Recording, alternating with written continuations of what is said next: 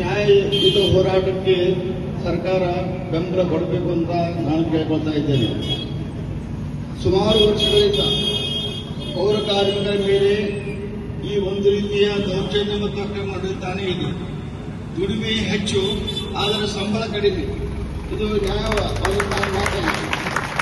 ರೀತಿ ದುಡಿಮೆ ಆಗ್ತಾ ಇದೆ, ಆ ದುಡಿಮೆ ಸರಿಯಾಗಿ ಅವರಿಗೆ ಸಂಬಳ ಕೊಡಬೇಕಾದುದು ಇದು ಸರ್ಕಾರದ ಜವಾಬ್ದಾರಿ. ನಮ್ಮ ಸಂವಿಧಾನದಲ್ಲಿ ಈ ದೇಶದ ಪ್ರತಿಯೊಬ್ಬ ಪ್ರಜೆಗೆ ನ್ಯಾಯಯುತವಾದಂತಹ ಹಕ್ಕನ್ನು ನೀಡಬೇಕಾದುದು ಸರ್ಕಾರದ ಜವಾಬ್ದಾರಿಯಾಗಿದೆ. ಹಾಗಾಗಿ ಶತಮಾನಗಳಿಂದ ಈ ಸಂಸ್ಥೆಯ ಮೇಲೆ ಮತ್ತು ಸಂಸ್ಥೆಯ ನೌಕರರ ಮೇಲೆ ಆಗುವಂತಹ ಈ ಅನ್ಯಾಯವನ್ನು ತೆಗೆದುಹಾಕಿ ಮಾನ್ಯ ಮುಖ್ಯಮಂತ್ರಿಗಳಾದ ಶ್ರೀ ಸಿದ್ದರಾಮಯ್ಯನವರು ಕೂಡಲೇ ಈ ನ್ಯಾಯದ ಬೇಡಿಕೆಯನ್ನು ಒಪ್ಪಿಕೊಂಡು ಅವರಿಗೆ ಸರಿಯಾಗಿ ನ್ಯಾಯವನ್ನು ಒದಗಿಸಿಕೊಡಬೇಕಂತ ನಾನು ಕೇಳ್ಕೊಳ್ತಾ ಇದ್ದೇನೆ. ವೆಲ್ಫೇರ್ ಪಾರ್ಟಿ ಆಫ್ ಇಂಡಿಯಾ ಮತ್ತು ಸಾಲಿಡಾರಿಟಿ ಯೂತ್ ವಿಂಗ್ ನಾವು ಕೂಡ ಈ ಒಂದು ಸತ್ಯಾಗ್ರಹಕ್ಕೆ, ಧರಣಿಗೆ ತುಂಬಾ 100% ಸಪೋರ್ಟ್ ಮಾಡ್ತಾ ಇದ್ದೇವೆ.